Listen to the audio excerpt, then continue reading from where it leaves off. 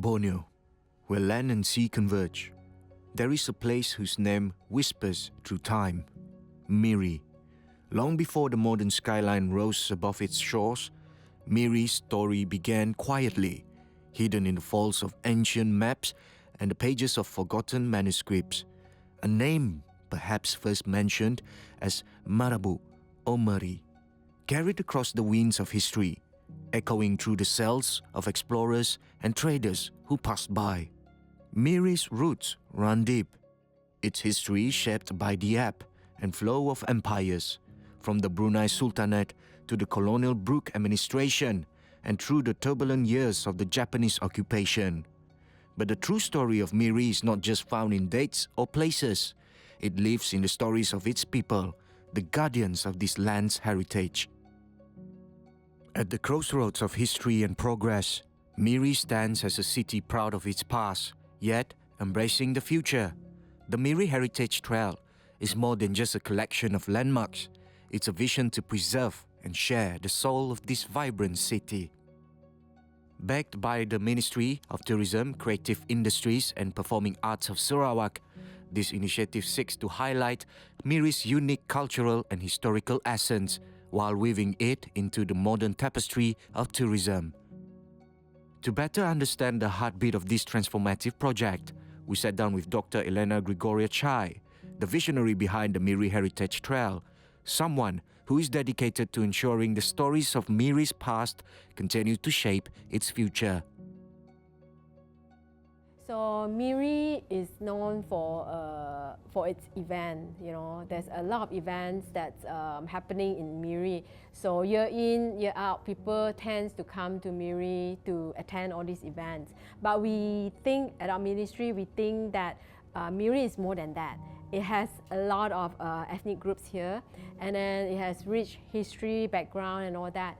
So we want people to come to Miri for its heritage. Yeah? So we have worked with the associations, agencies, yeah? And we started since last year, April. So far, with very good response from the associations, like Persatuan Jati Mirit, Persatuan Kedayan, Persatuan Melanau, Miri History Group, and also with the local agencies.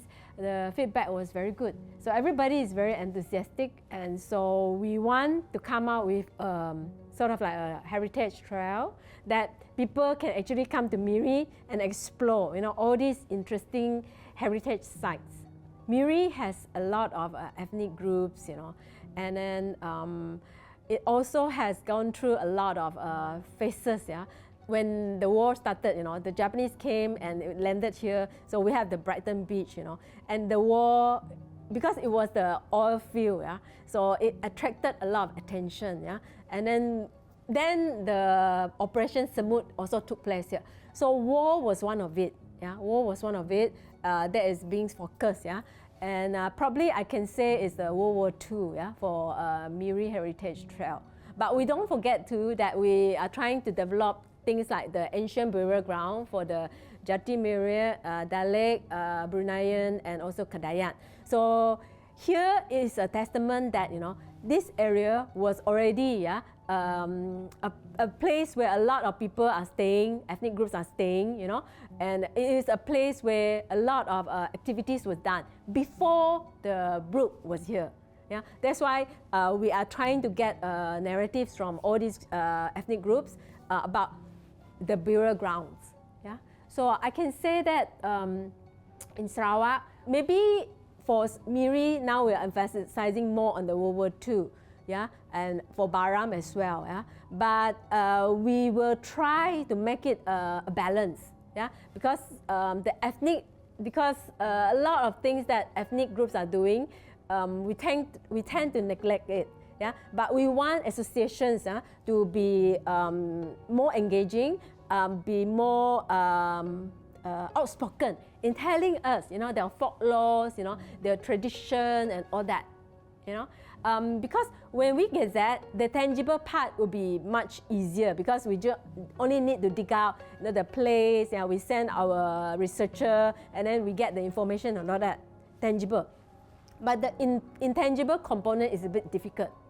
Yeah, so we want to do it in a balanced method, and also the war, the pre-war, pre-Brook or Brook era. Yeah. Miri is totally nothing. There's no Miri in the first place. Yeah, if you look at some history, there's no Miri there, nothing. It's just a jungle where the what do you call the center of the whole Sarawak was in Merudi. But there's this way when this Masaleh coming here become opening up the Miri, during the oil, the first strike, that's where the communities from Sarawak, from all over Singapore, what they call Singapore and Indonesia coming here just to cari makan kata orang. And the Chinese also been brought here to open up Miri. So that is why Miri become very important because of the multicultural. That's why Miri people are very open to discussion between different races and religion. Seperti sejarah yang ada di Miri ini, Grand Old Lady merupakan salah satu tapak pertama penemuan minyak lah. Pada masa tersebut ia dipanggil Miri Well Oil number 1 lah. So kalau kita lihat the Grand Old Lady pada masa sekarang ia masih kekal strukturnya, tapi ramai yang tidak tahu bahawa struktur ataupun monumen tersebut terdiri pada campuran binaan ya, campuran besi dan juga kayu. The main structure, frame dia besi dan tangga naik ke atas ataupun yang struktur sokongan itu adalah kayu. Dan kami pernah cuba untuk membaik pulih monumen tersebut, tapi mengalami masalah lah. Kita perlu menggunakan crane ataupun escalift untuk naik ke atas untuk melihat bahagian kayu-kayu yang sudah rosak dan perlu diganti semula. Dan kita perlu mengecat semula dengan warna merah kerana warna merah merupakan warna asal monumen tersebut lah. So kami sedang berusaha untuk membaik pulih supaya monumen tersebut tidak buruk dan reput dan sebagainya lah. So itu adalah salah satu daripada usaha Jabatan Museum Sarawak. With the foundational insights from our experts, we now journey deeper into the heart of the Miri Heritage Trail. In the next segment, we will explore the key heritage sites that stands as living testaments to the city's rich history. These locations, steeped in the community stories and oral histories, are more than just places. They are the threads that weave the fabric of Miri's identity. As we uncover these stories, we are reminded of the vital importance of preserving both the physical landmarks and the cultural narratives that have shaped this remarkable city.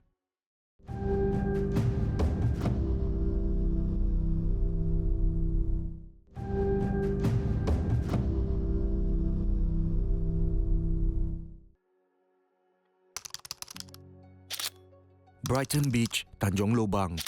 Today, Brighton Beach is tranquil, but on the morning of 16 December 1941, it witnessed a pivotal moment in Sarawak's wartime history.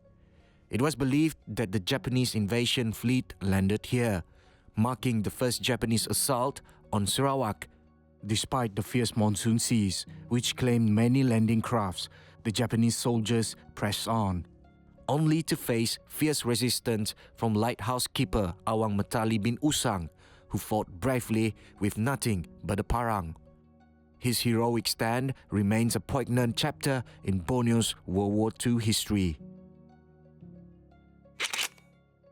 World War II Memorial Park.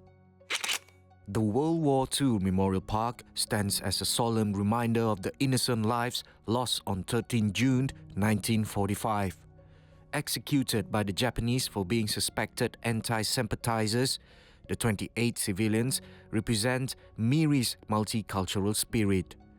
Their sacrifice is honored here, where peace now reigns, reminding us of the strength of the human spirit. The Grand Old Lady, Canada Hill. Perched atop Canada Hill, the Grand Old Lady stands as a symbol of Miri's transformation.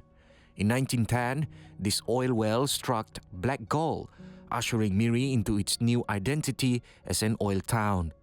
For decades, she pumped oil through turbulent times, from the Japanese occupation to the booming oil era. The grand old lady continues to embody the resilience and spirit of Miri. The story of Siloam Dam and Canada Hill. Amid Miri's oil boom, the Siloam Dam, built in 1922, provided much-needed water for the town. It harnessed the Saracen stream to supply both water and power, fueling the growth of the oil fields. But during the Japanese occupation, the serene waters became a place of transformation, used by soldiers for their daily baths. Today, the Siloam Dam stands as a quiet witness to Miri's multifaceted past. World War II Air Raid Shelter Canada Hill. Beneath Canada Hill, hidden within the earth, lies a World War II air raid shelter. Built by the Japanese to protect their soldiers from Allied airstrikes, this underground refuge still stands today. A silent relic of the war, it reminds us of the turmoil Miri endured and the lives hidden within these walls. The Piassau-Bailey Bridge. The Piassau-Bailey Bridge, built in the early 1950s, was more than a crossing. It was a lifeline for Miri's community.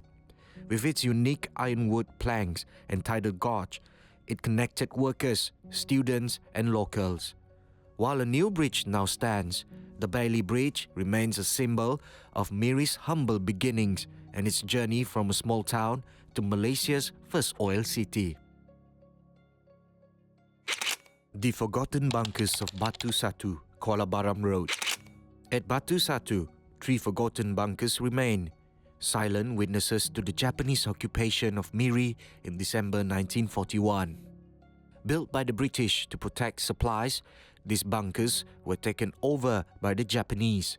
Surviving air raids, they tell a story of Miri's resistance during wartime. Ya, kita cabaran utamalah pembangunan. Kita melihat pembangunan yang sangat pesat di kawasan di Bandaraya Miri ini sendirilah. Dan tidak ada kesedaran awam dari sama ada pihak developer dan sebagainya lah. Kita telah mengadakan beberapa kempen kesedaran kepada agensi-agensi kerajaan dan mereka faham. Kita ada Sarawak Heritage Ordinance 2019 untuk kita menjaga, preserve apa-apa bangunan, monumen dan tapak bersejarah. Tapi kebanyakan kita lihat kepada pihak di sebelah developer kerana mereka lebih mementingkan keuntungan sebenarnya. Sebab itulah kami kadang sering dalam apa-apa musyawarah kami seringlah bertengkar dengan pihak developer sebab mereka tidak mengikut garis panduan yang telah ditetapkan di dalam Sarawak Heritage Ordinance 2019 lah. Terutamanya kita lihat pada bangunan residen RNDO lama tersebut lah. Kami cuba untuk preserve bangunan tersebut, tapi pihak kontraktor cakap, why don't we just demolish dan bina baru. Kalau buat macam tu, integriti dan juga entiti bangunan tersebut tiada lagi.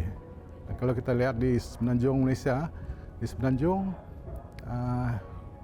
boleh dikatakan mereka lebih 20 tahun advance daripada di Sarawak ni lah tentang menjaga bangunan. Kita lihat saja di Melaka dan juga di Pulau Pinang lah.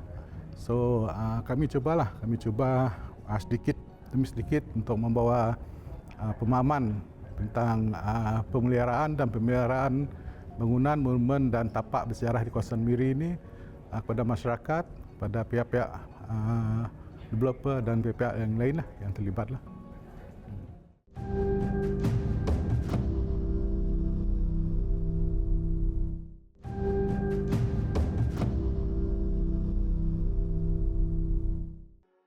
As we approach the final part of our exploration, we look ahead to the tools and innovations that will bring the Miri Heritage Trail to life for visitors.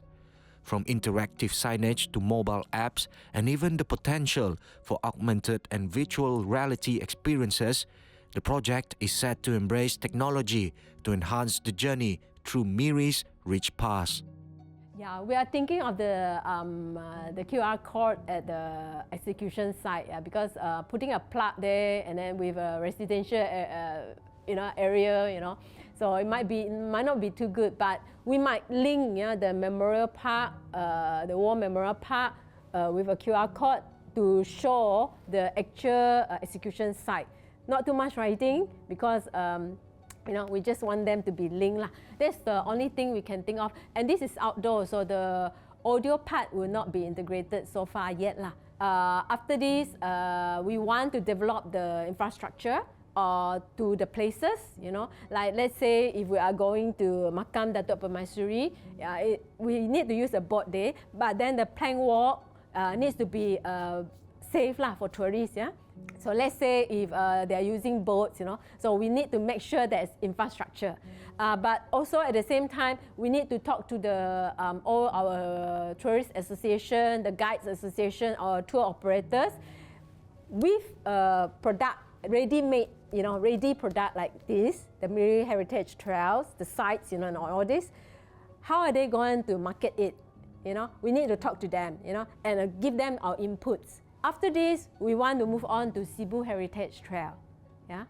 So we will slowly do that. So in 2022, we have the Borneo War Memorial Trail, which we work together with Sabah and Labuan under the Sabah Sarawak Labuan Joint Tourism Collaboration and Cooperation. So that one is ready already.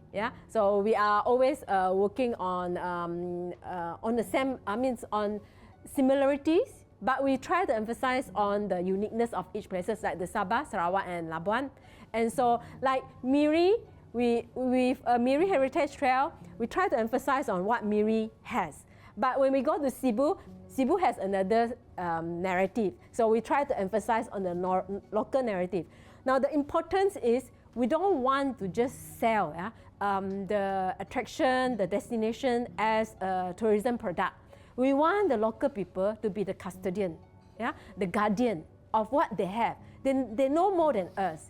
When a tourist go and buy something from a food seller or a shop, So these local people will be able to tell you more, and they feel proud. And they will be smiling and telling you, welcome, and I can tell you more and all that. So we want them to be like the custodian, the guardian of all these sites. So from here, we get our local people to be aware of the importance of heritage, the identity, Mirians are different. Kuching people are different. Bintulu people are different. Because all of us, we have attached history, attached associations, with our places. Miri, I hope that it can develop because Miri is very strategically located. I hope Miri, as in the middle of Sarawak here, it can develop not just as a stopover for a lot of Bruneian to come, and shop and for the festival. Miri you can go to Baram, you can go to Bario, you can go to Sibuti, you can go to Marudi, you can go to Long Lama. In Miri we have Leong Matu, the Kubu Leong Matu, we have the Long San. There's so many places that you can explore in Miri. So my hope as an anthropologist is that there's so many things that we can explore in Sarawak. If you just go outside, between Batang, Sungai, it's a lot of things that we can learn already. Why is it this is called Batang Rajang, and why is this called a Sungai? And then people who stay by the riverine, why is it so many of our bazaar, our pekan is by the river? Do we really ever think about why it's built that way? My hope is that more people are interested in heritage, and more people are interested in cultural practices. Like when you dance ngajat, why certain rentak is like that. When you dance the Bidayu dance, the rentak is different. So from all these dances, the expression, you actually see the behind the heritage of different ethnic groups. So in Sarawak, I need to emphasize, we have 34 identified ethnic groups, but there's a lack of awareness still, the dance, the craft, the folklores, the traditional practices. So I hope more people, more young people or people who have the knowledge can share, and be interested. Yeah. So only through this, yeah, we can be proud. And then, like I say again, it has to be sustainable. If we don't sustain this, we cannot preserve and safeguard it. People will just forget it. Yeah. And then it will be too late already for us to come back and find our identity. Yeah. As we bid farewell to the Miri Heritage Trail, we are reminded that this city, where modern energy meets deep-rooted history, narrates a tale that spans beyond the past and into the future. The trail isn't simply a journey through time. It's an open invitation to step into the lives, events, and memories that have helped shape Miri into the vibrant city we know today. Yet, the journey is far from over. As technology continues to evolve, it breathes fresh life into these stories, deepening our connection to the past while paving the way for new experiences. The trail is growing, just as Miri is, a dynamic reflection of resilience, tradition, and innovation. Looking ahead, we can't help but wonder, what new stories will the next generation uncover? What untold chapters lie ahead in Miri's ever-expanding legacy? Perhaps the trail is merely the first step in a larger, unfolding narrative.